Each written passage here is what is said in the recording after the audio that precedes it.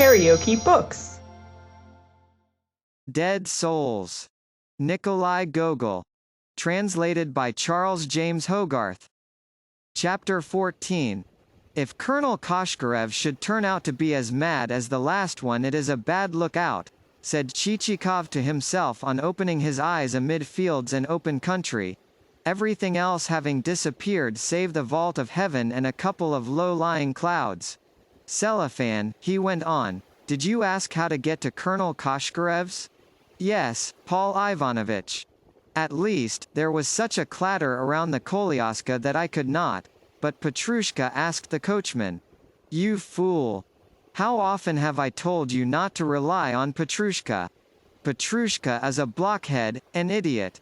Besides, at the present moment I believe him to be drunk.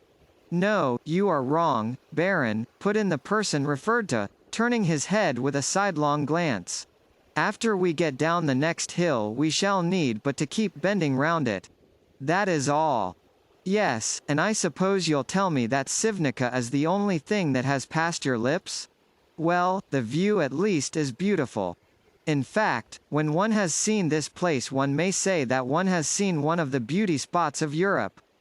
This said, Chichikov added to himself, smoothing his chin. What a difference between the features of a civilized man of the world and those of a common lackey. Meanwhile the Kolyaska quickened its pace, and Chichikov once more caught sight of Tientietnikov's aspen-studded meadows. Undulating gently on elastic springs, the vehicle cautiously descended the steep incline, and then proceeded past watermills, rumbled over a bridge or two, and jolted easily along the rough-set road which traversed the flats. Not a molehill, not a mound jarred the spine. The vehicle was comfort itself. Swiftly there flew by clumps of osiers, slender elder trees, and silver-leaved poplars, their branches brushing against Cellophane and Petrushka, and at intervals depriving the valet of his cap. Each time that this happened, the sullen-faced servitor fell to cursing both the tree responsible for the occurrence and the landowner responsible for the tree being in existence. Yet nothing would induce him thereafter either to tie on the cap or to steady it with his hand, so complete was his assurance that the accident would never be repeated. Soon to the foregoing trees there became added an occasional birch or spruce fir, while in the dense undergrowth around their roots could be seen the blue iris and the yellow wood tulip. Gradually the forest grew darker, as though eventually the obscurity would become complete. Then through the trunks and the boughs there began to gleam points of light like glittering mirrors, and as the number of trees lessened, these points grew larger, until the travelers debouched upon the shore of a lake 4 versts or so in circumference, and having on its further margin the grey, scattered log huts of a peasant village. In the water a great commotion was in progress.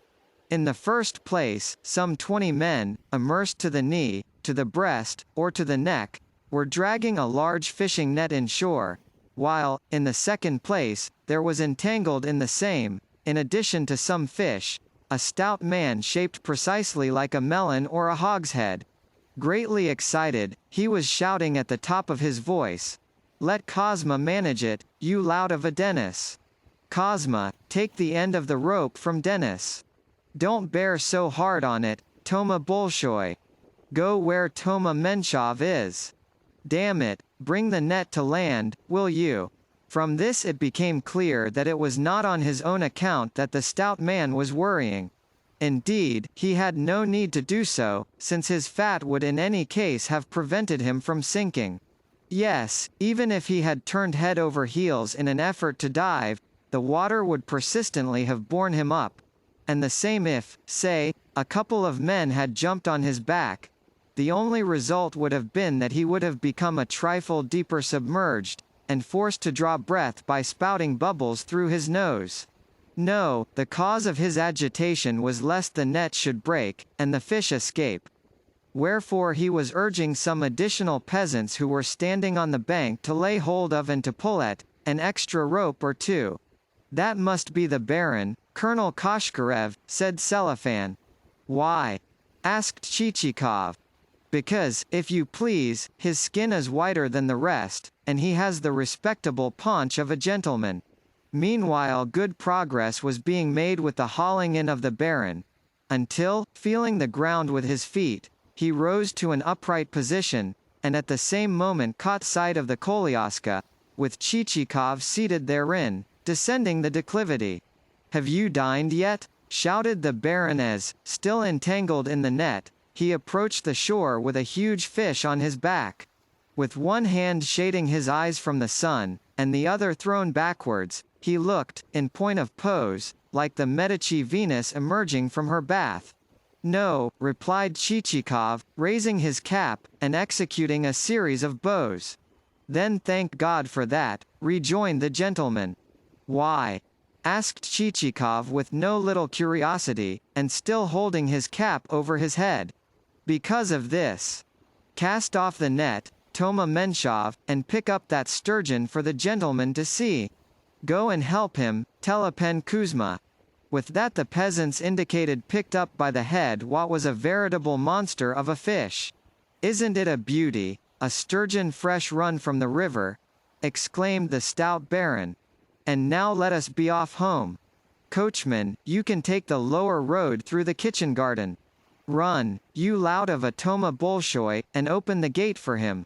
He will guide you to the house, and I myself shall be along presently." Thereupon the bare-legged Toma Bolshoi, clad in nothing but a shirt, ran ahead of the Koliaska through the village, every hut of which had hanging in front of it a variety of nets, for the reason that every inhabitant of the place was a fisherman. Next, he opened a gate into a large vegetable enclosure, and thence the Koliaska emerged into a square near a wooden church, with, showing beyond the latter, the roofs of the manorial homestead.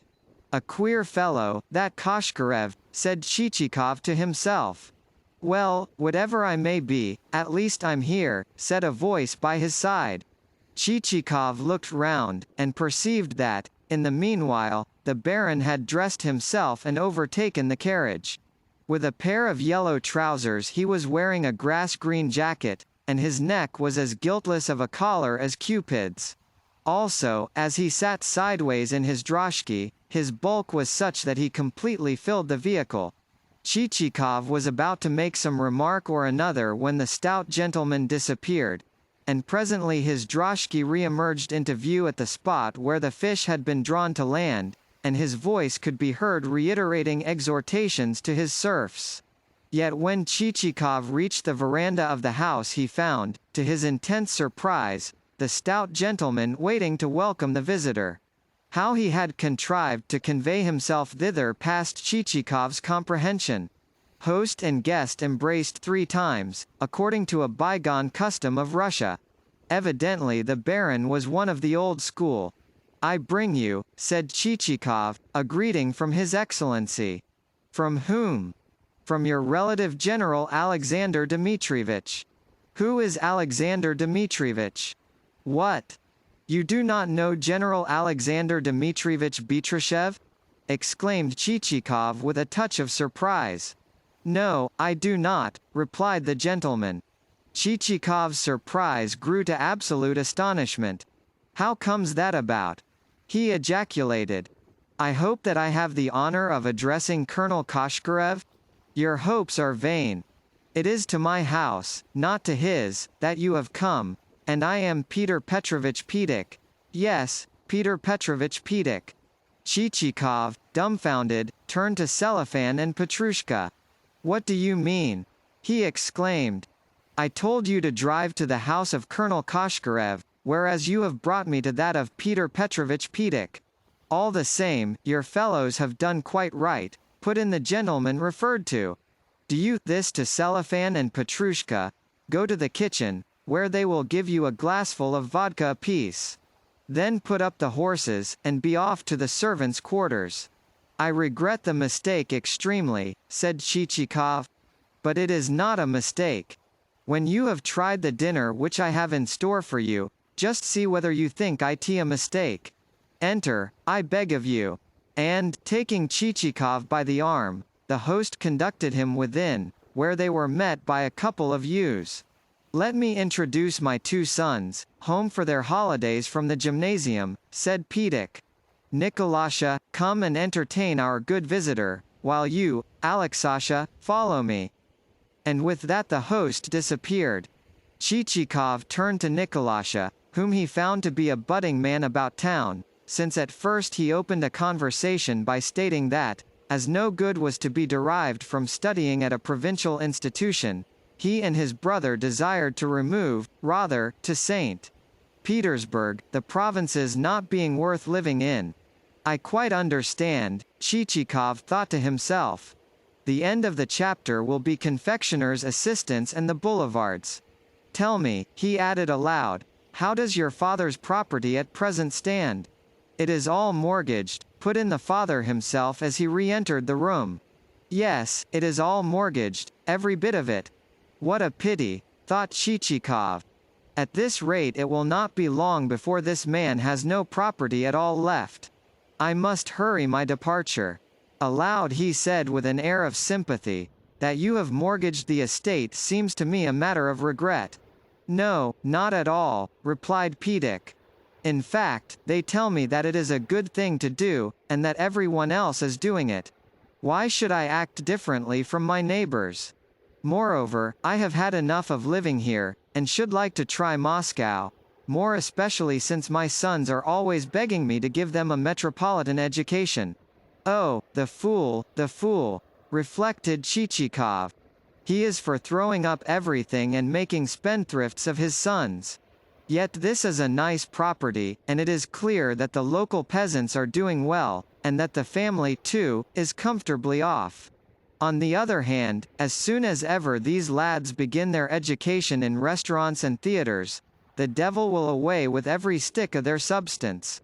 For my own part, I could desire nothing better than this quiet life in the country." "Let me guess what is in your mind," said Pedic. "What, then?" asked Chichikov, rather taken aback. "You are thinking to yourself, 'That fool of a Pedic has asked me to dinner, yet not a bite of dinner do I see.' But wait a little. It will be ready presently, for it is being cooked as fast as a maiden who has had her hair cut off plaits herself a new set of tresses. Here comes Platon Mikhalitch, father," exclaimed Alexasha, who had been peeping out of the window.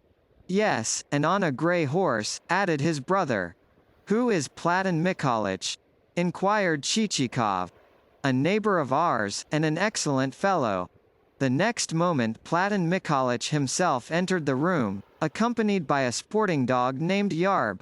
He was a tall, handsome man, with extremely red hair.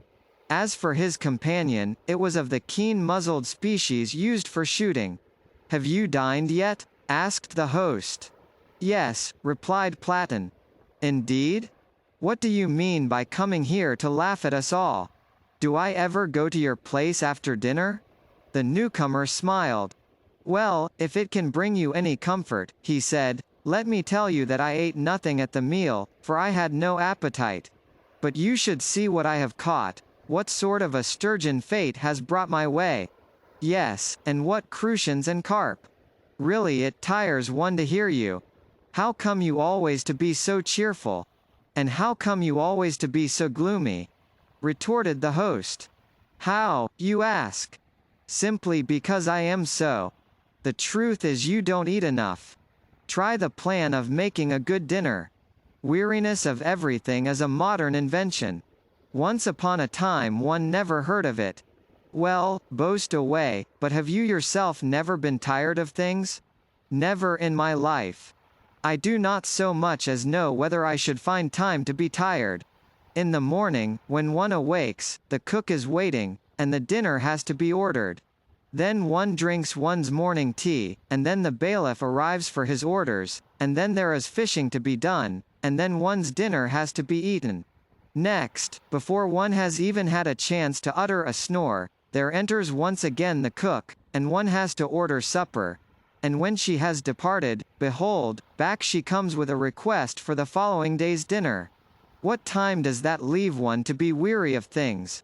Throughout this conversation, Chichikov had been taking stock of the newcomer, who astonished him with his good looks, his upright, picturesque figure, his appearance of fresh, unwasted youthfulness, and the boyish purity, innocence, and clarity of his features. Neither passion nor care nor aught of the nature of agitation or anxiety of mind had ventured to touch his unsullied face, or to lay a single wrinkle thereon. Yet the touch of life which those emotions might have imparted was wanting. The face was, as it were, dreaming, even though from time to time an ironical smile disturbed it. "I, too, cannot understand," remarked Chichikov, "how a man of your appearance can find things wearisome. Of course, if a man is hard-pressed for money, or if he has enemies who are lying in wait for his life, as have certain folk of whom I know, well, then—" "Believe me when I say," interrupted the handsome guest, "that, for the sake of a diversion, I should be glad of any sort of an anxiety. Would that some enemy would conceive a grudge against me! But no one does so. Everything remains eternally dull. But perhaps you lack a sufficiency of land or souls?" "Not at all. I and my brother own 10,000 desiatins of land, and over 1,000 souls." "Curious. I do not understand it. But perhaps the harvest has failed, or you have sickness about, and many of your male peasants have died of it. On the contrary, everything is in splendid order, for my brother is the best of managers." "Then to find things wearisome," exclaimed Chichikov. "It passes my comprehension," and he shrugged his shoulders. "Well, we will soon put weariness to flight," interrupted the host.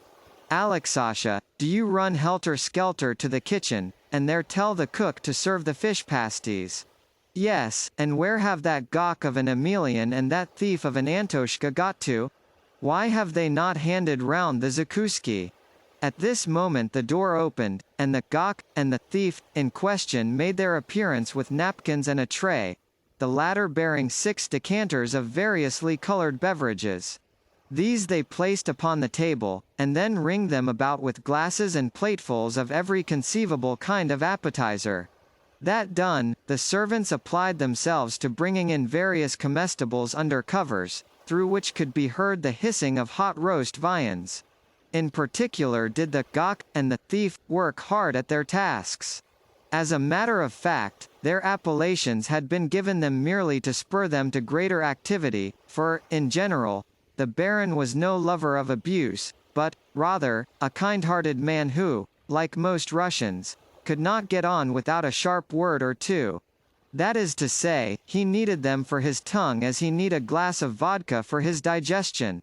What else could you expect? It was his nature to care for nothing mild.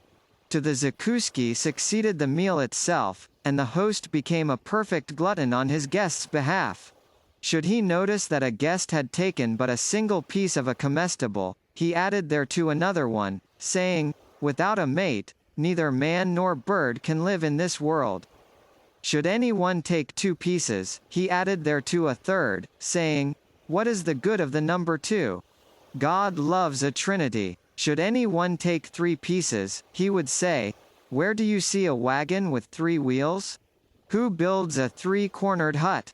Lastly, should any one take 4 pieces, he would cap them with a 5th, and add thereto the punning quip, "Na piat opiat."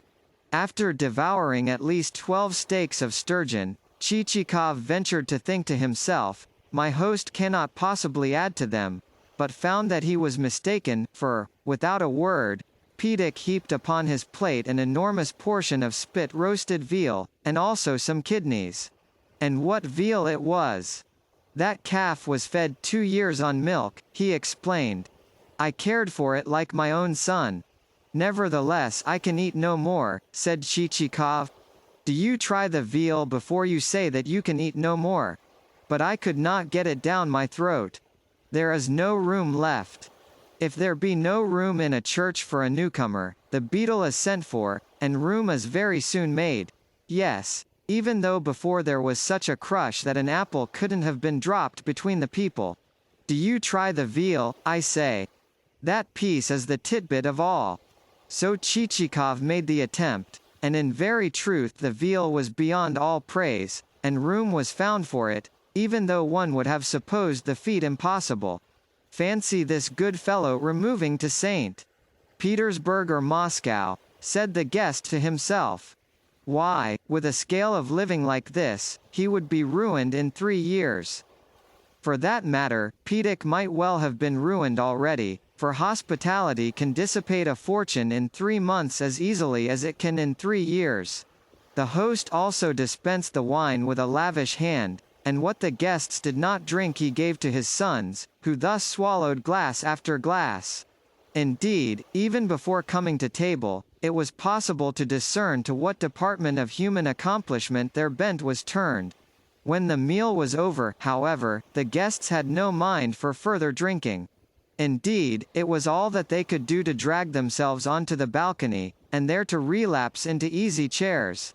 Indeed, the moment that the host subsided into his seat, it was large enough for 4, he fell asleep, and his portly presence, converting itself into a sort of blacksmith's bellows, started to vent, through open mouth and distended nostrils, such sounds as can have greeted the reader's ear but seldom, sounds as of a drum being beaten in combination with the whistling of a flute and the strident howling of a dog. "Listen to him," said Platon. Chichikov smiled. "Naturally, on such dinners as that," continued the other, "our host does not find the time dull. And as soon as dinner is ended there can ensue sleep. Yes, but, pardon me, I still fail to understand why you should find life wearisome. There are so many resources against ennui. As for instance? For a young man, dancing, the playing of one or another musical instrument, and, well, yes, marriage. Marriage to whom? To some maiden who is both charming and rich. Are there none in these parts? No. Then, were I you, I should travel, and seek a maiden elsewhere."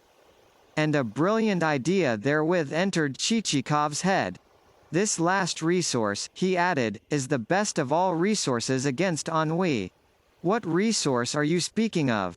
"Of travel." "But whither?" "Well, should it so please you, you might join me as my companion."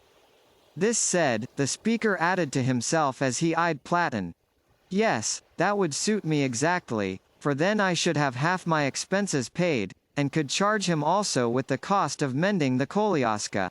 "And whither should we go?" "In that respect I am not wholly my own master, as I have business to do for others as well as for myself.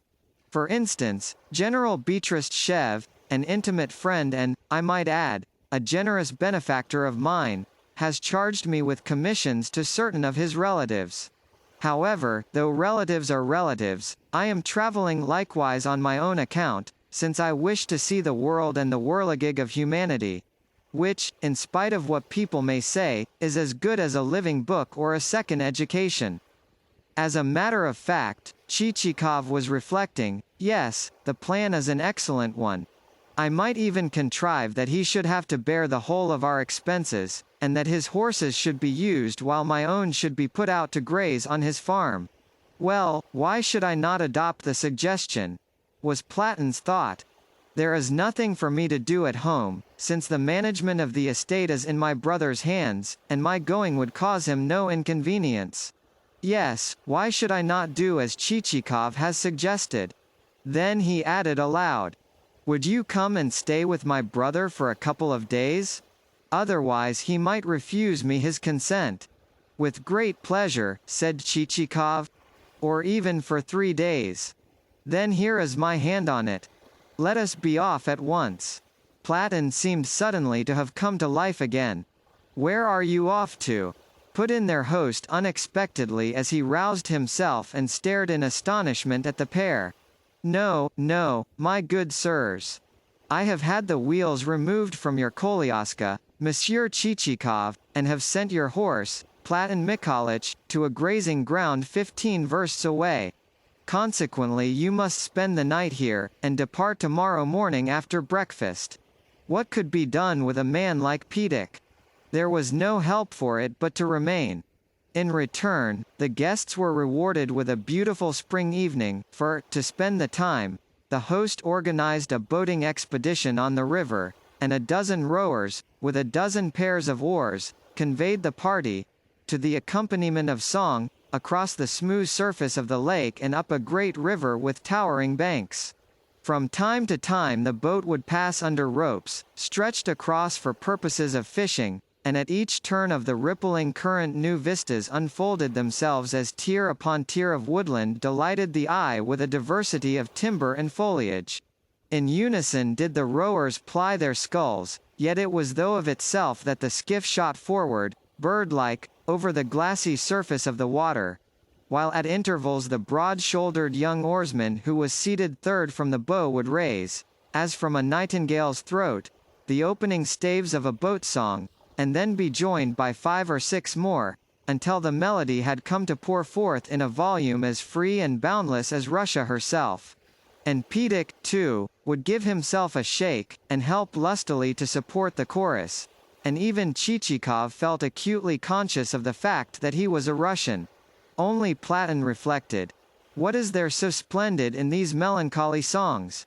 They do but increase one's depression of spirits." The journey homeward was made in the gathering dusk. Rhythmically the oars smote a surface which no longer reflected the sky, and darkness had fallen when they reached the shore, along which lights were twinkling where the fisherfolk were boiling live eels for soup. Everything had now wended its way homeward for the night.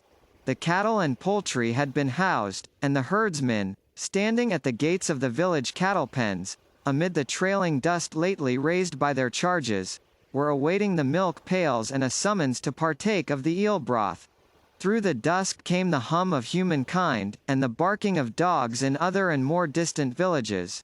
While, over all, the moon was rising, and the darkened countryside was beginning to glimmer to light again under her beams. What a glorious picture! Yet no one thought of admiring it. Instead of galloping over the countryside on frisky cobs, Nikolasha and Alexasha were engaged in dreaming of Moscow, with its confectioners' shops and the theaters of which a cadet, newly arrived on a visit from the capital, had just been telling them, while their father had his mind full of how best to stuff his guests with yet more food, and Platon was given up to yawning. Only in Chichikov was a spice of animation visible. Yes, he reflected, some day I, too, will become lord of such a country place. And before his mind's eye there arose also a helpmeet and some little Chichikovs.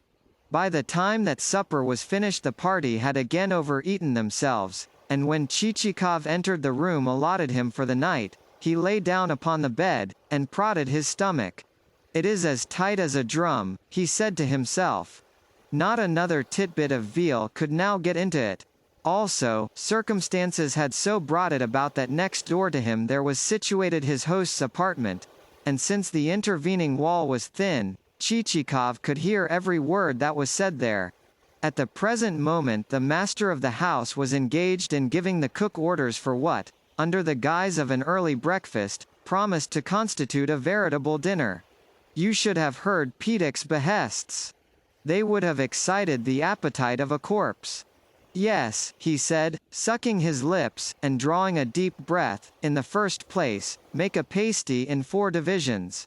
Into one of the divisions put the sturgeon's cheeks and some viaziga, and into another division some buckwheat porridge, young mushrooms and onions, sweet milk, calves' brains, and anything else that you may find suitable, anything else that you may have got handy.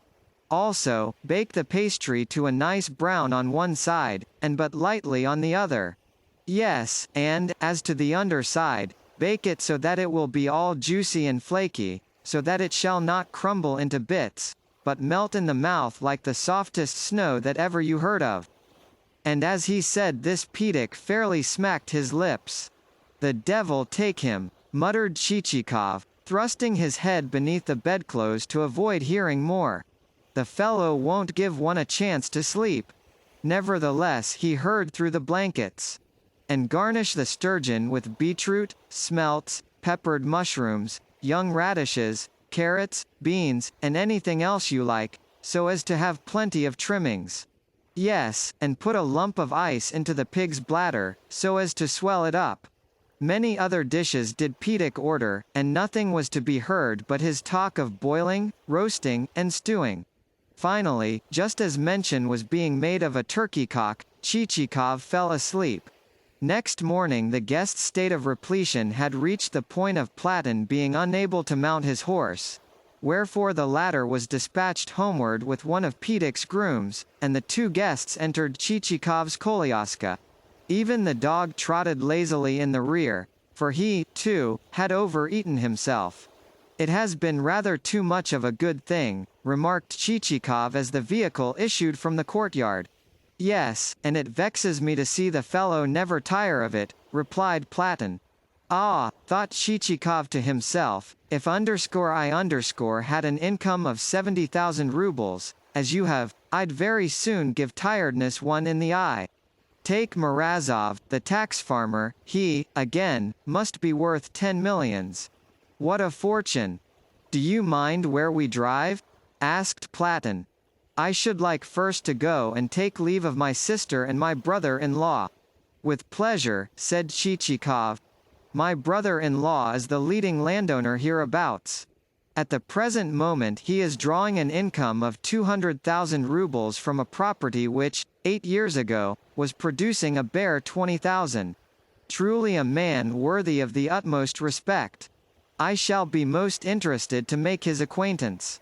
To think of it! And what may his family name be?" "Costanzhoglo." "And his Christian name and patronymic?"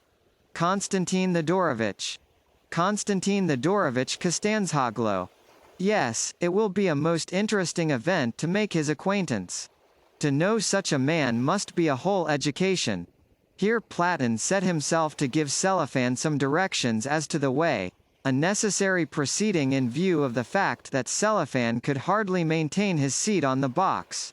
Twice Petrushka, too, had fallen headlong, and this necessitated being tied to his perch with a piece of rope.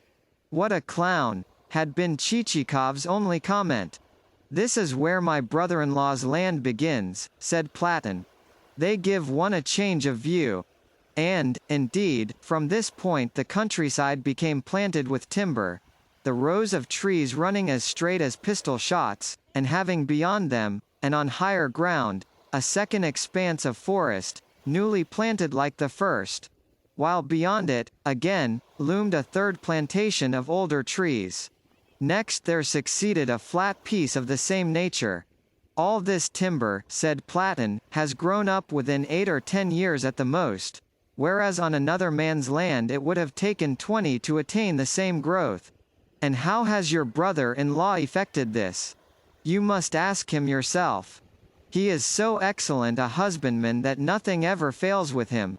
You see, he knows the soil, and also knows what ought to be planted beside what, and what kinds of timber are the best neighborhood for grain.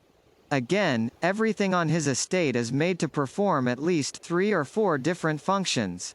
For instance, he makes his timber not only serve as timber, but also serve as a provider of moisture and shade to a given stretch of land, and then as a fertilizer with its fallen leaves. Consequently, when everywhere else there is drought, he still has water, and when everywhere else there has been a failure of the harvest, on his lands it will have proved a success. But it is a pity that I know so little about it all as to be unable to explain to you his many expedients. Folk call him a wizard, for he produces so much. Nevertheless, personally I find what he does interesting. Truly an astonishing fellow," reflected Chichikov with a glance at his companion. "It is sad indeed to see a man so superficial as to be unable to explain matters of this kind." At length the manor appeared in sight, an establishment looking almost like a town, so numerous were the huts where they stood arranged in 3 tiers, crowned with 3 churches, and surrounded with huge ricks and barns. "Yes," thought Chichikov to himself, "one can see what a jewel of a landowner lives here." The huts in question were stoutly built and the intervening alleys well laid out, while, wherever a wagon was visible, it looked serviceable and more or less new. Also, the local peasants bore an intelligent look on their faces, the cattle were of the best possible breed, and even the peasants' pigs belonged to the porcine aristocracy. Clearly there dwelt here peasants who, to quote the song, were accustomed to pick up silver by the shovelful. Nor were Englishified gardens and parterres and other conceits in evidence, but, on the contrary, there ran an open view from the manor house to the farm buildings and the workmen's cots, so that, after the old Russian fashion, the Baron should be able to keep an eye upon all that was going on around him.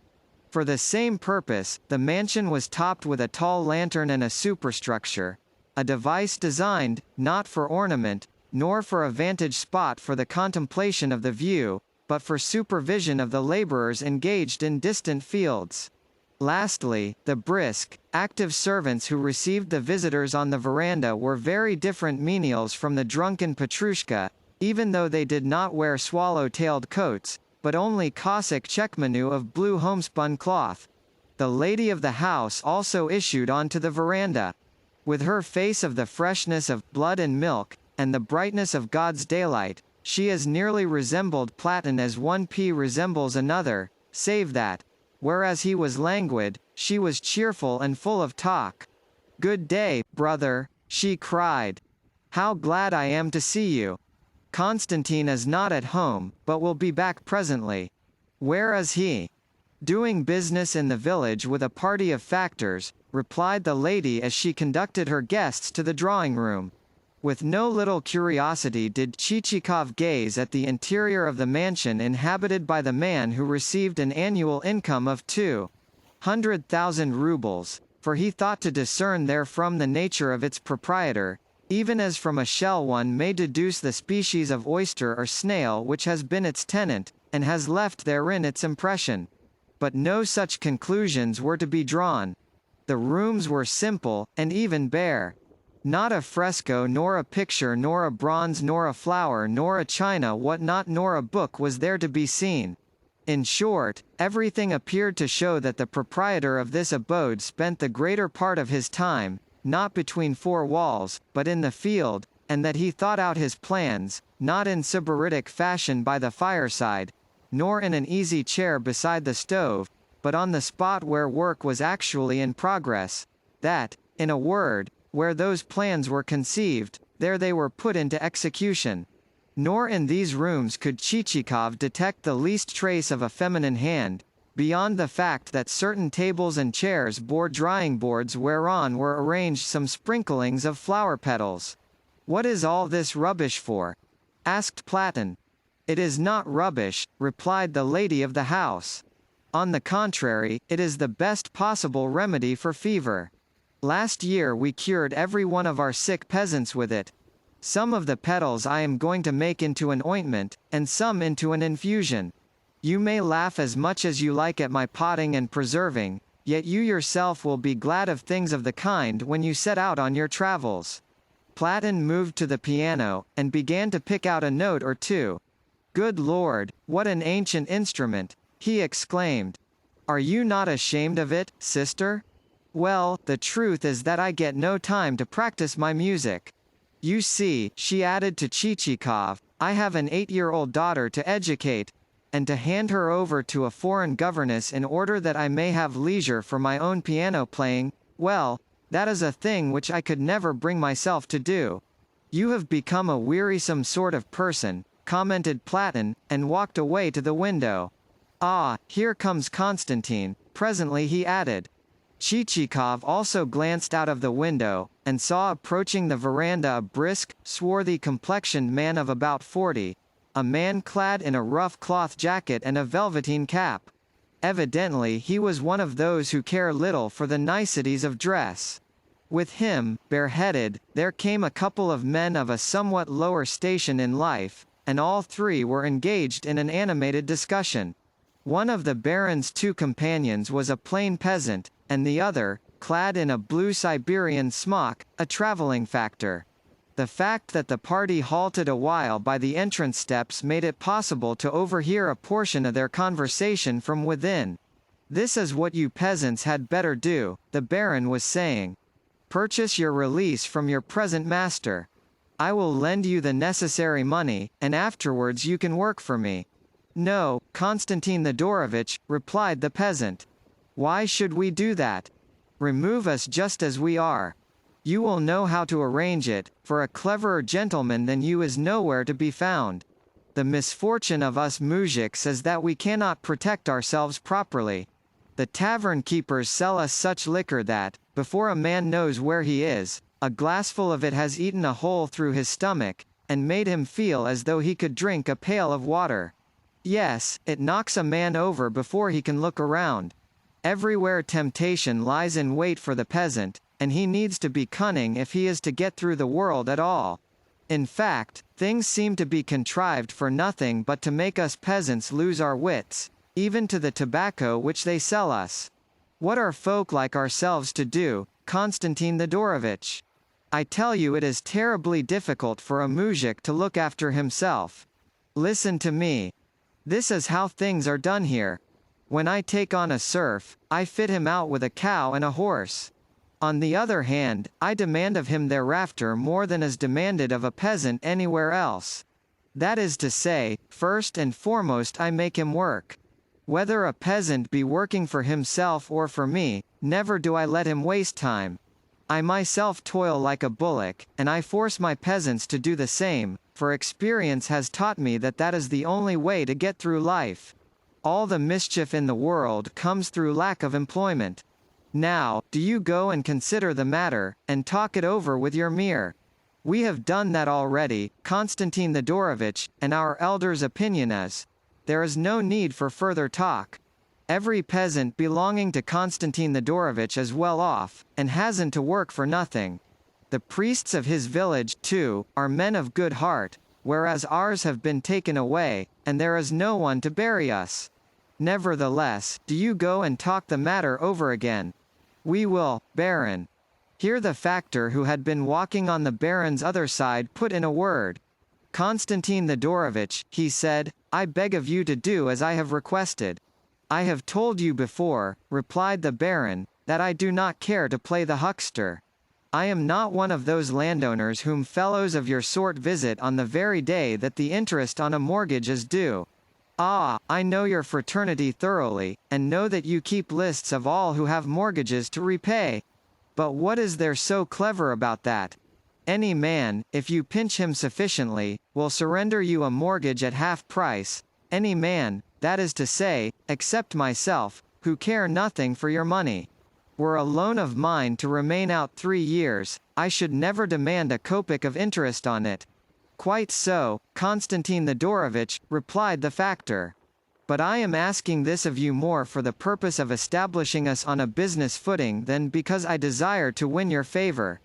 Pray, therefore, accept this earnest money of 3,000 rubles. And the man drew from his breast pocket a dirty roll of banknotes, which, carelessly receiving, Kostanzhoglo thrust, uncounted, into the back pocket of his overcoat. Thought Chichikov. For all he cares, the notes might have been a handkerchief.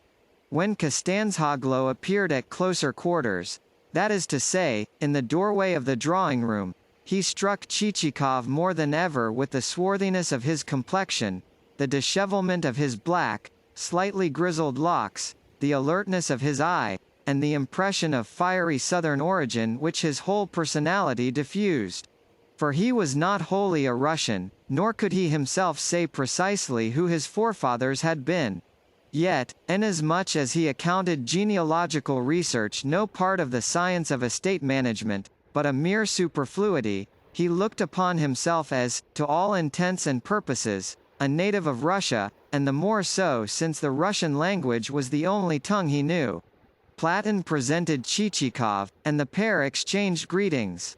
To get rid of my depression, Konstantin, continued Platon, I am thinking of accompanying our guest on a tour through a few of the provinces. An excellent idea, said Kostanzhoglo. But precisely whither? He added, turning hospitably to Chichikov. To tell you the truth, replied that personage with an affable inclination of the head as he smoothed the arm of his chair with his hand, I am traveling less on my own affairs than on the affairs of others. That is to say, General Betristchev, an intimate friend, and, I might add, a generous benefactor, of mine, has charged me with commissions to some of his relatives. Nevertheless, though relatives are relatives, I may say that I am traveling on my own account as well, in that, in addition to possible benefit to my health, I desire to see the world and the whirligig of humanity, which constitute, so to speak, a living book, a second course of education. Yes, there is no harm in looking at other corners of the world besides one's own. You speak truly. There is no harm in such a proceeding. Thereby one may see things which one has not before encountered, one may meet men with whom one has not before come in contact. And with some men of that kind a conversation is as precious a benefit as has been conferred upon me by the present occasion. I come to you, most worthy Constantine Thedorovitch, for instruction, and again for instruction, and beg of you to assuage my thirst with an exposition of the truth as it is. I hunger for the favor of your words as for manna. But how so? What can I teach you? Exclaimed Costanzhoglo in confusion. I myself was given but the plainest of educations. Nay, most worthy sir, you possess wisdom, and again wisdom. Wisdom only can direct the management of a great estate, that can derive a sound income from the same, that can acquire wealth of a real, not a fictitious, order while also fulfilling the duties of a citizen and thereby earning the respect of the Russian public. All this I pray you to teach me. I tell you what, said Costanzhoglo, looking meditatively at his guest. You had better stay with me for a few days, and during that time I can show you how things are managed here, and explain to you everything. Then you will see for yourself that no great wisdom is required for the purpose. Yes, certainly you must stay here, put in the lady of the house. Then, turning to her brother, she added, and you too must stay. Why should you be in such a hurry? Very well, he replied. But what say you, Paul Ivanovitch? I say the same as you, and with much pleasure, replied Chichikov. But also I ought to tell you this, that there is a relative of General Betristchev's, a certain Colonel Koshkarev. Yes, we know him, but he is quite mad. As you say, he is mad, and I should not have been intending to visit him, were it not that General Betristchev is an intimate friend of mine, as well as, I might add, my most generous benefactor. Then, said Costanzhoglo, do you go and see Colonel Koshkarev now. He lives less than 10 versts from here, and I have a gig already harnessed. Go to him at once, and return here for tea. An excellent idea, cried Chichikov, and with that he seized his cap. Half an hour's drive sufficed to bring him to the colonel's establishment. The village attached to the manor was in a state of utter confusion, since in every direction building and repairing operations were in progress, and the alleys were choked with heaps of lime, bricks, and beams of wood. Also, some of the huts were arranged to resemble offices, and superscribed in gilt letters, Depot for Agricultural Implements, Chief Office of Accounts, Estate Works Committee, Normal School for the Education of Colonists, and so forth. Chichikov found the colonel posted behind a desk and holding a pen between his teeth. Without an instant's delay the master of the establishment, who seemed a kindly, approachable man, and accorded to his visitor a very civil welcome, plunged into a recital of the labor which it had cost him to bring the property to its present condition of affluence. Then he went on to lament the fact that he could not make his peasantry understand the incentives to labor which the riches of science and art provide. For instance, he had failed to induce his female serfs to wear corsets, whereas in Germany, where he had resided for 14 years, every humble miller's daughter could play the piano. None the less, he said, he meant to peg away until every peasant on the estate should, as he walked behind the plough, indulge in a regular course of reading Franklin's Notes on Electricity, Virgil's Georgics, or some work on the chemical properties of soil. Good gracious! Mentally exclaimed Chichikov. Why, I myself have not had time to finish that book by the Duchess de la Vallière. Much else the colonel said. In particular did he aver that, provided the Russian peasant could be induced to array himself in German costume, science would progress, trade increase, and the golden age dawn in Russia. For a while Chichikov listened with distended eyes. Then he felt constrained to intimate that with all that he had nothing to do, seeing that his business was merely to acquire a few souls, and thereafter to have their purchase confirmed. "If I understand you aright," said the colonel, "you wish to present a statement of plea?" "Yes, that is so." "Then kindly put it into writing, and it shall be forwarded to the office for the reception of reports and returns. Thereafter that office will consider it, and return it to me, who will, in turn, dispatch it to the Estate Works Committee, who will, in turn, revise it, and present it to the administrator, who, jointly with the secretary, will—" "Pardon me," expostulated Chichikov, "but that procedure will take up a great deal of time. Why need I put the matter into writing at all? It is simply this. I want a few souls which are, so to speak, dead." "Very good," commented the colonel. "Do you write down in your statement of plea that the souls which you desire are, so to speak, dead? But what would be the use of my doing so? Though the souls are dead, my purpose requires that they should be represented as alive." "Very good," again commented the colonel. "Do you write down in your statement that it is necessary, or, should you prefer an alternative phrase, it is requested, or, it is desiderated, or, it is prayed, that the souls be represented as alive? At all events, without documentary process of that kind, the matter cannot possibly be carried through. Also, I will appoint a commissioner to guide you round the various offices." And he sounded a bell, whereupon there presented himself a man whom, addressing as secretary, the colonel instructed to summon the commissioner.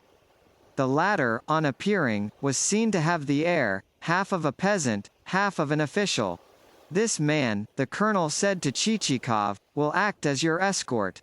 What could be done with a lunatic like Koshkarev?" In the end, curiosity moved Chichikov to accompany the commissioner.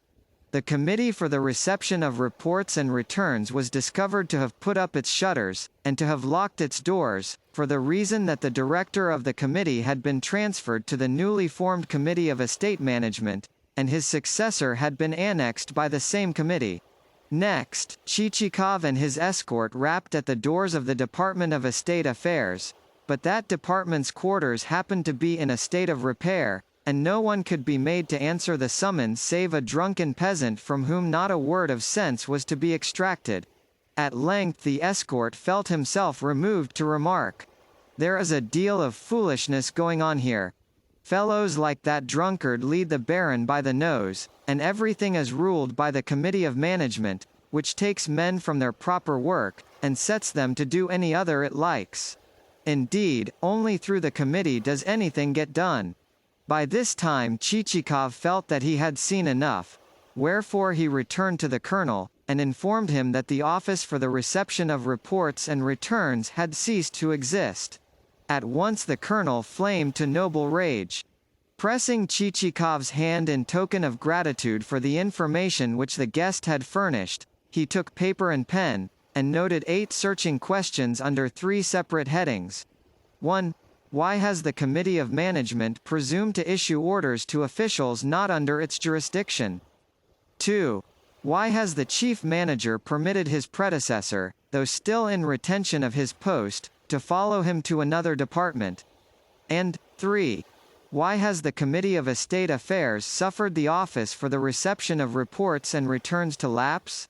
Now for a row, thought Chichikov to himself, and turned to depart, but his host stopped him, saying, "I cannot let you go, for, in addition to my honor having become involved, it behoves me to show my people how the regular, the organized, administration of an estate may be conducted. Herewith I will hand over the conduct of your affair to a man who is worth all the rest of the staff put together, and has had a university education. Also, the better to lose no time, may I humbly beg you to step into my library, where you will find notebooks, paper, pens, and everything else that you may require.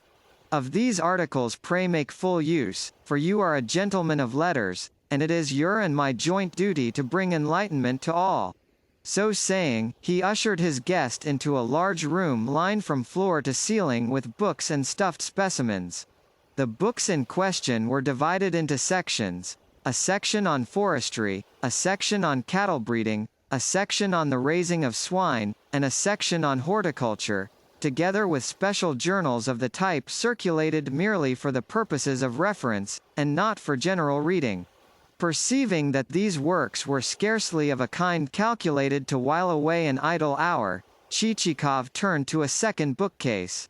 But to do so was to fall out of the frying pan into the fire, for the contents of the second bookcase proved to be works on philosophy, while, in particular, 6 huge volumes confronted him under a label inscribed, "A Preparatory Course to the Province of Thought," with the theory of community of effort, cooperation, and subsistence, in its application to a right understanding of the organic principles of a mutual division of social productivity.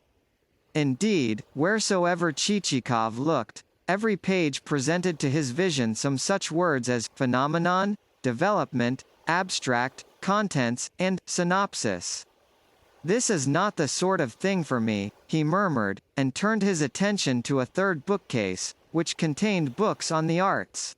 Extracting a huge tome in which some by no means reticent mythological illustrations were contained, he set himself to examine these pictures. They were of the kind which pleases mostly middle-aged bachelors and old men who are accustomed to seek in the ballet and similar frivolities a further spur to their waning passions. Having concluded his examination, Chichikov had just extracted another volume of the same species when Colonel Koshkarev returned with a document of some sort and a radiant countenance. "Everything has been carried through in due form," he cried. "The man whom I mentioned is a genius indeed, and I intend not only to promote him over the rest, but also to create for him a special department. Herewith shall you hear what a splendid intellect is his, and how in a few minutes he has put the whole affair in order. May the Lord be thanked for that," thought Chichikov. Then he settled himself while the colonel read aloud.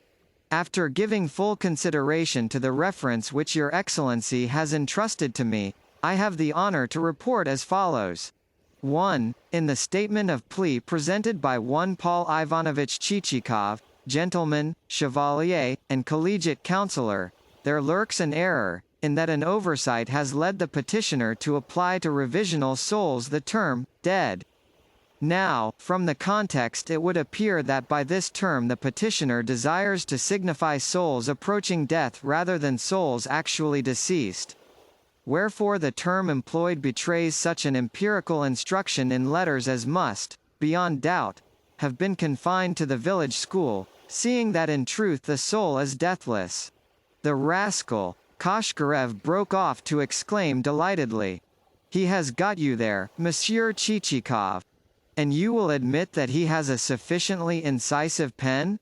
2. On this estate there exist no unmortgaged souls whatsoever, whether approaching death or otherwise, for the reason that all souls thereon have been pledged not only under a first deed of mortgage, but also, for the sum of 150 rubles per soul, under a second, the village of Gurmailovka alone excepted, in that, in consequence of a suit having been brought against landowner Priatistchev, and of a caveat having been pronounced by the land court, and of such caveat having been published in No.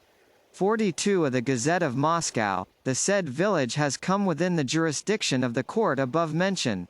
Why did you not tell me all this before?" cried Chichikov furiously. "Why you have kept me dancing about for nothing. Because it was absolutely necessary that you should view the matter through forms of documentary process. This is no jest on my part. The inexperienced may see things subconsciously, yet is imperative that he should also see them consciously." But to Chichikov's patience an end had come.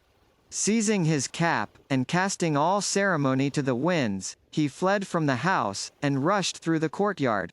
As it happened, the man who had driven him thither had, warned by experience, not troubled even to take out the horses, since he knew that such a proceeding would have entailed not only the presentation of a statement of plea for fodder, but also a delay of 24 hours until the resolution granting the same should have been passed. Nevertheless, the colonel pursued his guest to the gates, and pressed his hand warmly as he thanked him for having enabled him, the colonel, thus to exhibit in operation the proper management of an estate. Also, he begged to state that, under the circumstances, it was absolutely necessary to keep things moving and circulating, since, otherwise, slackness was apt to supervene, and the working of the machine to grow rusty and feeble, but that, in spite of all, the present occasion had inspired him with a happy idea, namely, the idea of instituting a committee which should be entitled, the Committee of Supervision of the Committee of Management, and which should have for its function the detection of backsliders among the body first mentioned.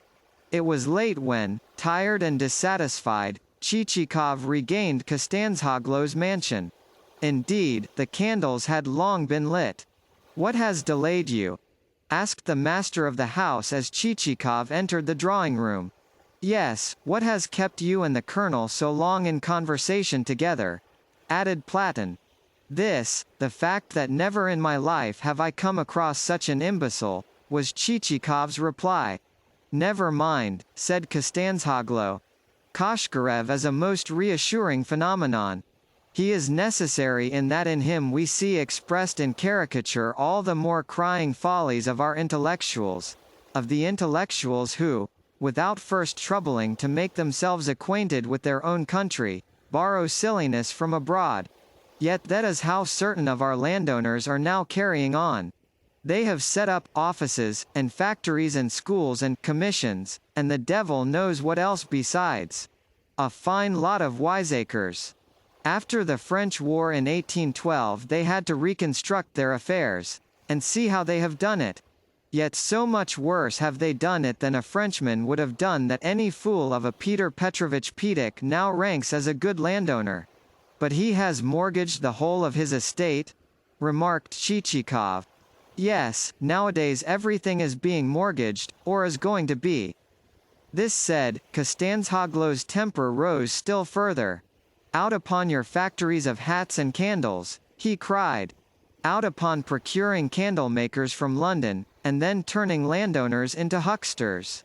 To think of a Russian pomeshchik, a member of the noblest of callings, conducting workshops and cotton mills. Why, it is for the wenches of towns to handle looms for muslin and lace." "But you yourself maintain workshops?" remarked Platon.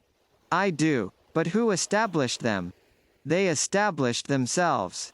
For instance, wool had accumulated, and since I had nowhere to store it, I began to weave it into cloth, but, mark you, only into good, plain cloth of which I can dispose at a cheap rate in the local markets, and which is needed by peasants, including my own. Again, for 6 years on end did the fish factories keep dumping their offal on my bank of the river. Wherefore, at last, as there was nothing to be done with it, I took to boiling it into glue, and cleared 40,000 rubles by the process." "The devil," thought Chichikov to himself as he stared at his host. "What a fist this man has for making money! Another reason why I started those factories," continued Kostanzhoglow, "is that they might give employment to many peasants who would otherwise have starved. You see, the year happened to have been a lean one, thanks to those same industry-mongering landowners, in that they had neglected to sow their crops, and now my factories keep growing at the rate of a factory a year, owing to the circumstance that such quantities of remnants and cuttings become so accumulated that, if a man looks carefully to his management, he will find every sort of rubbish to be capable of bringing in a return. Yes, to the point of his having to reject money on the plea that he has no need of it. Yet I do not find that to do all this I require to build a mansion with facades and pillars." "Marvelous!" exclaimed Chichikov. "Beyond all things does it surprise me that refuse can be so utilized. Yes, and that is what can be done by simple methods. But nowadays every one is a mechanic, and wants to open that money chest with an instrument instead of simply. For that purpose he hies him to England. Yes, that is the thing to do. What folly!" Kostanzhoglow spat and added, Yet when he returns from abroad he is 100 times more ignorant than when he went. Ah, Constantine, put in his wife anxiously, you know how bad for you it is to talk like this. Yes, but how am I to help losing my temper? The thing touches me too closely, it vexes me too deeply to think that the Russian character should be degenerating. For in that character there has dawned a sort of Quixotism which never used to be there. Yes, no sooner does a man get a little education into his head than he becomes a Don Quixote, and establishes schools on his estate such as even a madman would never have dreamed of. And from that school there issues a workman who is good for nothing, whether in the country or in the town, a fellow who drinks and is forever standing on his dignity. Yet still our landowners keep taking to philanthropy, to converting themselves into philanthropic knights-errant, and spending millions upon senseless hospitals and institutions, and so ruining themselves and turning their families adrift. Yes, that is all that comes of philanthropy. Chichikov's business had nothing to do with the spread of enlightenment, he was but seeking an opportunity to inquire further concerning the putting of refuse to lucrative uses. But Costanzhoglo would not let him get a word in edgeways, so irresistibly did the flow of sarcastic comment pour from the speaker's lips. Yes, went on Costanzhoglo, folk are always scheming to educate the peasant. But first make him well off and a good farmer. Then he will educate himself fast enough. As things are now, the world has grown stupid to a degree that passes belief. Look at the stuff our present-day scribblers write. Let any sort of a book be published, and at once you will see every one making a rush for it. Similarly will you find folks saying, the peasant leads an over-simple life. He ought to be familiarized with luxuries, and so led to yearn for things above his station. And the result of such luxuries will be that the peasant will become a rag rather than a man, and suffer from the devil only knows what diseases, until there will remain in the land not a boy of 18 who will not have experienced the whole gamut of them, and found himself left with not a tooth in his jaws or a hair on his pate. Yes, that is what will come of infecting the peasant with such rubbish. But, thank God, there is still one healthy class left to us, a class which has never taken up with the advantages of which I speak. For that we ought to be grateful. And since, even yet, the Russian agriculturist remains the most respect-worthy man in the land, why should he be touched? Would to God every one were an agriculturist. Then you believe agriculture to be the most profitable of occupations? Said Chichikov. The best, at all events, if not the most profitable. In the sweat of thy brow shalt thou till the land. To quote that requires no great wisdom, for the experience of ages has shown us that, in the agricultural calling, man has ever remained more moral, more pure, more noble than in any other. Of course I do not mean to imply that no other calling ought to be practiced. Simply that the calling in question lies at the root of all the rest. However much factories may be established privately or by the law, there will still lie ready to man's hand all that he needs. He will still require none of those amenities which are sapping the vitality of our present-day folk, nor any of those industrial establishments which make their profit, and keep themselves going, by causing foolish measures to be adopted which, in the end, are bound to deprave and corrupt our unfortunate masses. I myself am determined never to establish any manufacture, however profitable, which will give rise to a demand for higher things, such as sugar and tobacco, no, not if I lose 1,000,000 by my refusing to do so. If corruption must overtake the mere, it shall not be through my hands. And I think that God will justify me in my resolve. 20 years have I lived among the common folk, and I know what will inevitably come of such things.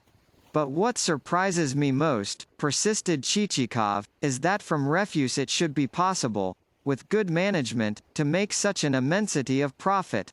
And as for political economy, continued Costanzhoglo, without noticing him, and with his face charged with bilious sarcasm, as for political economy, it is a fine thing indeed. Just one fool sitting on another fool's back, and flogging him along, even though the rider can see no further than his own nose. Yet into the saddle will that fool climb, spectacles and all.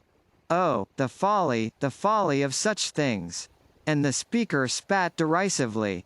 That may be true, said his wife. Yet you must not get angry about it. Surely one can speak on such subjects without losing one's temper? As I listen to you, most worthy Konstantin Thedorovitch, Chichikov hastened to remark, it becomes plain to me that you have penetrated into the meaning of life, and laid your finger upon the essential root of the matter. Yet supposing, for a moment, we leave the affairs of humanity in general, and turn our attention to a purely individual affair, might I ask you how, in the case of a man becoming a landowner, and having a mind to grow wealthy as quickly as possible, in order that he may fulfill his bounden obligations as a citizen, he can best set about it? How he can best set about growing wealthy? Repeated Costanzhoglo. Why? Let us go to supper, interrupted the lady of the house, rising from her chair, and moving towards the center of the room, where she wrapped her shivering young form in a shawl. Chichikov sprang up with the alacrity of a military man, offered her his arm, and escorted her, as on parade, to the dining room, where awaiting them there was the soup tureen. From it the lid had just been removed, and the room was redolent of the fragrant odor of early spring roots and herbs. The company took their seats, and at once the servants placed the remainder of the dishes, under covers, upon the table and withdrew, for Costanzhoglo hated to have servants listening to their employer's conversation, and objected still more to their staring at him all the while that he was eating. When the soup had been consumed, and glasses of an excellent vintage resembling Hungarian wine had been poured out, Chichikov said to his host, "Most worthy sir, allow me once more to direct your attention to the subject of which we were speaking at the point when the conversation became interrupted. You will remember that I was asking you how best a man can set about, proceed in, the matter of growing. Here from the original 2 pages are missing. A property for which, had he asked 40,000, I should still have demanded a reduction." Thought Chichikov, then added aloud, "But why do you not purchase it yourself?" "Because to everything there must be assigned a limit. Already my property keeps me sufficiently employed. Moreover, I should cause our local Dvorian to begin crying out in chorus that I am exploiting their extremities, their ruined position, for the purpose of acquiring land for under its value. Of that I am weary. How readily folk speak evil," exclaimed Chichikov. "Yes, and the amount of evil speaking in our province surpasses belief. Never will you hear my name mentioned without my being called also a miser and a usurer of the worst possible sort, whereas my accusers justify themselves in everything, and say that, though we have wasted our money, we have started a demand for the higher amenities of life, and therefore encouraged industry with our wastefulness, a far better way of doing things than that practiced by Costanzhoglo, who lives like a pig. Would I could live in your piggish fashion," ejaculated Chichikov. And so forth, and so forth. Yet what are the higher amenities of life? What good can they do to anyone? Even if a landowner of the day sets up a library, he never looks at a single book in it, but soon relapses into card-playing, the usual pursuit. Yet folk call me names simply because I do not waste my means upon the giving of dinners. One reason why I do not give such dinners is that they weary me, and another reason is that I am not used to them. But come you to my house for the purpose of taking pot luck, and I shall be delighted to see you. Also, folk foolishly say that I lend money on interest, whereas the truth is that if you should come to me when you are really in need, and should explain to me openly how you propose to employ my money, and I should perceive that you are purposing to use that money wisely, and that you are really likely to profit thereby, well, in that case you would find me ready to lend you all that you might ask without interest at all. That is a thing which it is well to know," reflected Chichikov. "Yes," repeated Costanzhoglo, "under those circumstances I should never refuse you my assistance. But I do object to throwing my money to the winds. Pardon me for expressing myself so plainly. To think of lending money to a man who is merely devising a dinner for his mistress, or planning to furnish his house like a lunatic, or thinking of taking his paramour to a masked ball or a jubilee in honor of someone who had better never have been born. And, spitting, he came near to venting some expression which would scarcely have been becoming in the presence of his wife. Over his face the dark shadow of hypochondria had cast a cloud, and furrows had formed on his brow and temples, and his every gesture bespoke the influence of a hot, nervous rancor. But allow me once more to direct your attention to the subject of our recently interrupted conversation, persisted Chichikov as he sipped a glass of excellent raspberry wine. That is to say, supposing I were to acquire the property which you have been good enough to bring to my notice, how long would it take me to grow rich? That would depend on yourself, replied Costanzhoglo with grim abruptness and evident ill humor. You might either grow rich quickly or you might never grow rich at all. If you made up your mind to grow rich, sooner or later you would find yourself a wealthy man.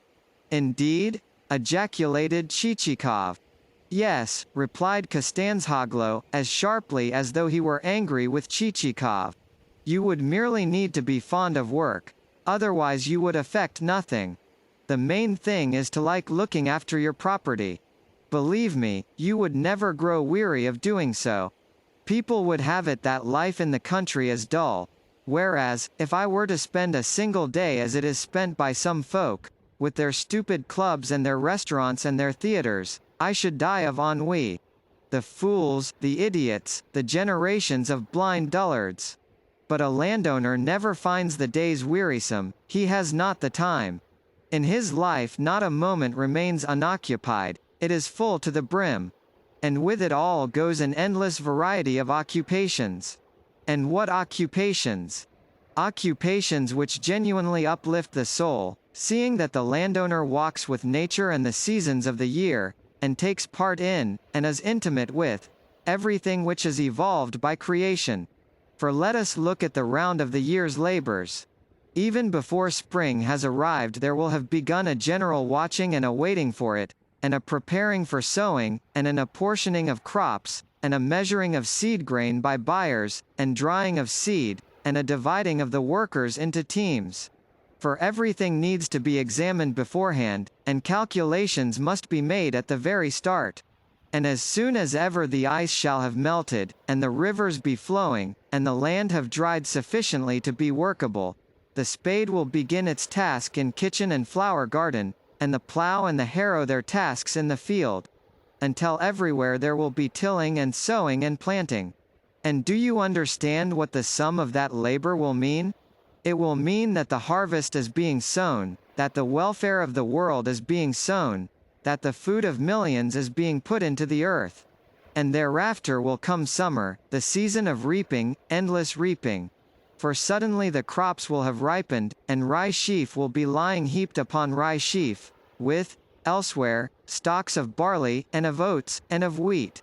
And everything will be teeming with life, and not a moment will there need to be lost, seeing that, had you even 20 eyes, you would have need for them all. And after the harvest festivities there will be grain to be carted to byre or stacked in ricks, and stores to be prepared for the winter, and storehouses and kilns and cattle sheds to be cleaned for the same purpose, and the women to be assigned their tasks, and the totals of everything to be calculated, so that one may see the value of what has been done.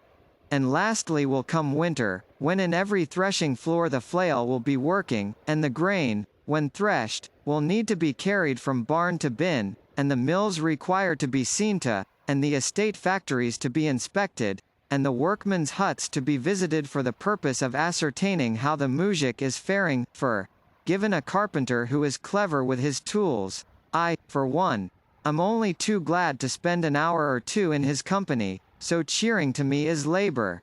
And if, in addition, one discerns the end to which everything is moving, and the manner in which the things of earth are everywhere multiplying, and bringing forth more and more fruit to one's profiting, I cannot adequately express what takes place in a man's soul. And that, not because of the growth in his wealth, money is money and no more, but because he will feel that everything is the work of his own hands, and that he has been the cause of everything, and its creator, and that from him, as from a magician, there has flowed bounty and goodness for all. In what other calling will you find such delights in prospect? As he spoke, Costanzhoglo raised his face, and it became clear that the wrinkles had fled from it, and that, like the Tsar on the solemn day of his crowning, Costanzhoglo's whole form was diffusing light, and his features had in them a gentle radiance. In all the world, he repeated, you will find no joys like these, for herein man imitates the God who projected creation as the supreme happiness, and now demands of man that he, too, should act as the creator of prosperity. Yet there are folk who call such functions tedious. Costanzhoglo's mellifluous periods fell upon Chichikov's ear like the notes of a bird of paradise. From time to time he gulped, and his softened eyes expressed the pleasure which it gave him to listen. Constantine, it is time to leave the table, said the lady of the house, rising from her seat. Every one followed her example, and Chichikov once again acted as his hostess's escort, although with less dexterity of deportment than before, owing to the fact that this time his thoughts were occupied with more essential matters of procedure. In spite of what you say, remarked Platon as he walked behind the pair, I, for my part, find these things wearisome. But the master of the house paid no attention to his remark, for he was reflecting that his guest was no fool, but a man of serious thought and speech who did not take things lightly. And, with the thought, Costanzhoglo grew lighter in soul, as though he had warmed himself with his own words, and were exulting in the fact that he had found some one capable of listening to good advice. When they had settled themselves in the cozy, candle-lighted drawing-room, with its balcony and the glass door opening out into the garden, a door through which the stars could be seen glittering amid the slumbering tops of the trees, Chichikov felt more comfortable than he had done for many a day past. It was as though, after long journeying, his own roof-tree had received him once more, had received him when his quest had been accomplished, when all that he wished for had been gained, when his travelling staff had been laid aside with the words, "It is finished." And of this seductive frame of mind the true source had been the eloquent discourse of his hospitable host. Yes, for every man there exist certain things which, instantly that they are said, seem to touch him more closely, more intimately, than anything has done before. Nor is it an uncommon occurrence that in the most unexpected fashion, and in the most retired of retreats, one will suddenly come face to face with a man whose burning periods will lead one to forget oneself and the tracklessness of the route and the discomfort of one's nightly halting places, and the futility of crazes and the falseness of tricks by which one human being deceives another. And at once there will become engraven upon one's memory, vividly, and for all time, the evening thus spent. And of that evening one's remembrance will hold true, both as to who was present, and where each such person sat, and what he or she was wearing, and what the walls and the stove and other trifling features of the room looked like. In the same way did Chichikov note each detail that evening, both the appointments of the agreeable, but not luxuriously furnished, room, and the good-humoured expression which reigned on the face of the thoughtful host, and the design of the curtains, and the amber-mounted pipe smoked by Platon, and the way in which he kept puffing smoke into the fat jowl of the dog Yarb, and the sneeze which, on each such occasion, Yarb vented, and the laughter of the pleasant-faced hostess, though always followed by the words, "Pray do not tease him any more," and the cheerful candle light, and the cricket chirping in a corner, and the glass door, and the spring night which, laying its elbows upon the tree-tops, and spangled with stars, and vocal with the nightingales which were pouring forth warbled ditties from the recesses of the foliage, kept glancing through the door, and regarding the company within. "How it delights me to hear your words, good Constantine Thedorovitch," said Chichikov. "Indeed, nowhere in Russia have I met with a man of equal intellect." Costanzhoglo smiled, while realizing that the compliment was scarcely deserved. If you want a man of genuine intellect, he said, I can tell you of one. He is a man whose boot soles are worth more than my whole body. Who may he be? Asked Chichikov in astonishment. Morozov, our local commissioner of taxes. Ah! I have heard of him before, remarked Chichikov. He is a man who, were he not the director of an estate, might well be a director of the empire. And were the empire under my direction, I should at once appoint him my Minister of Finance.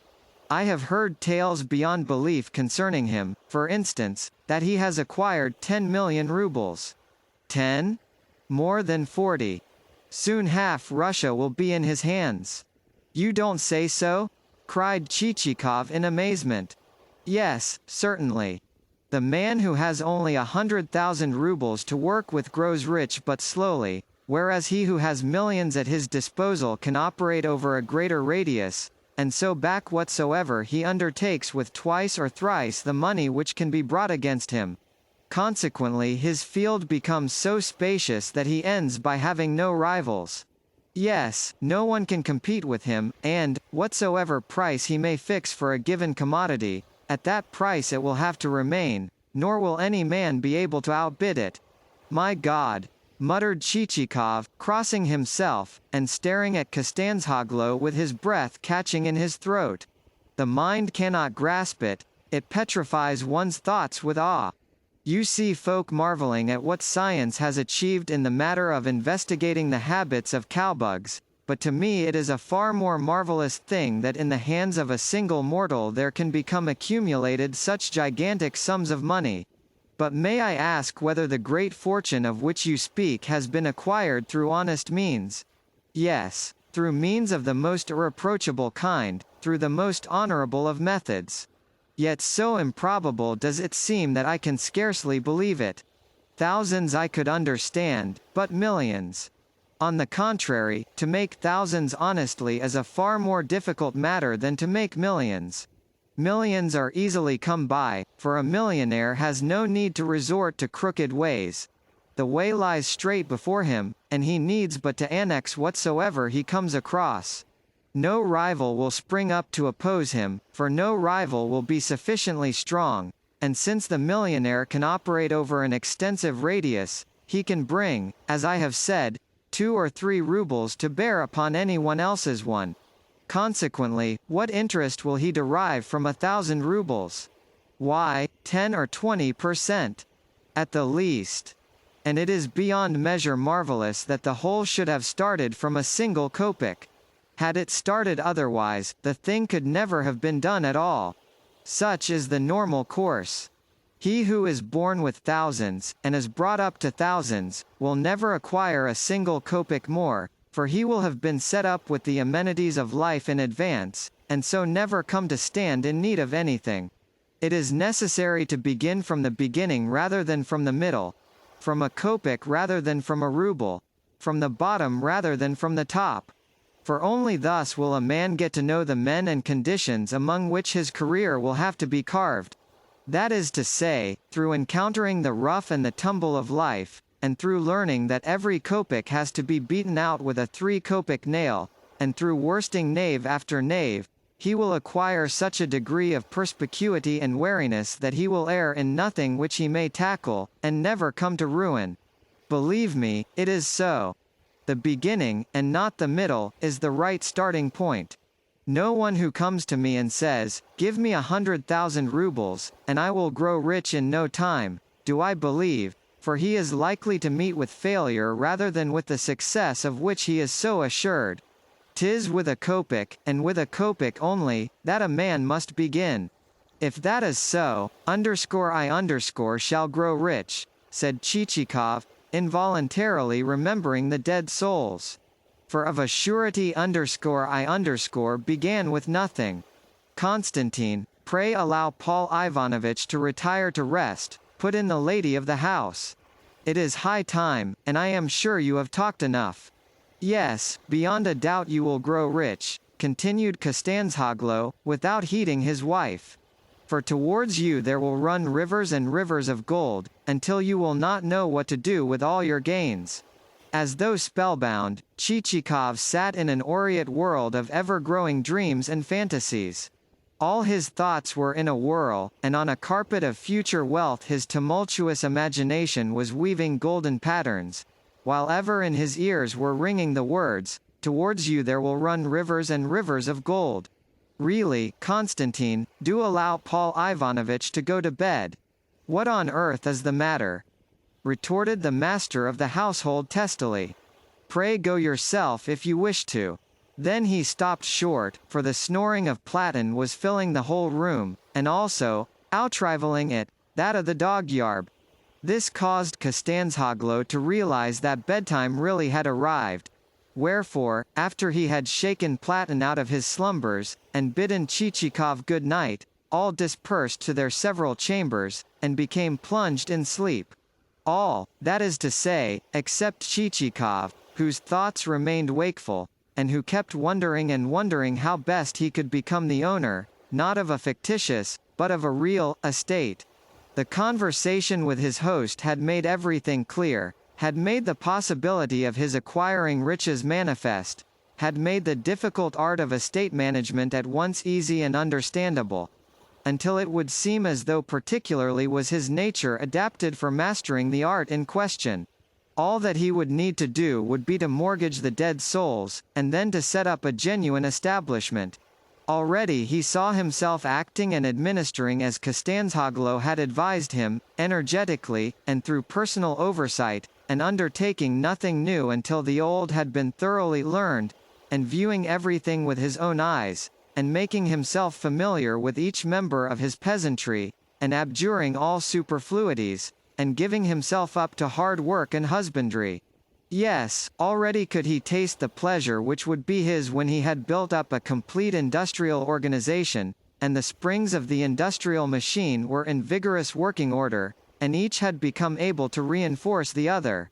Labor should be kept in active operation, and, even as, in a mill, flour comes flowing from grain, so should cash, and yet more cash, come flowing from every atom of refuse and remnant. And all the while he could see before him the landowner who was one of the leading men in Russia, and for whom he had conceived such an unbounded respect. Hitherto only for rank or for opulence had Chichikov respected a man, never for mere intellectual power. But now he made a first exception in favor of Costanzhoglo, seeing that he felt that nothing undertaken by his host could possibly come to naught. And another project which was occupying Chichikov's mind was the project of purchasing the estate of a certain landowner named Klobuev. Already Chichikov had at his disposal 10,000 rubles, and a further 15,000 he would try and borrow of Costanzhoglo, seeing that the latter had himself said that he was prepared to help anyone who really desired to grow rich, while, as for the remainder, he would either raise the sum by mortgaging the estate or force Klobuev to wait for it, just to tell him to resort to the courts if such might be his pleasure. Long did our hero ponder the scheme, until at length the slumber which had, these 4 hours past, been holding the rest of the household in its embraces enfolded also Chichikov, and he sank into oblivion. KaraokeBooks.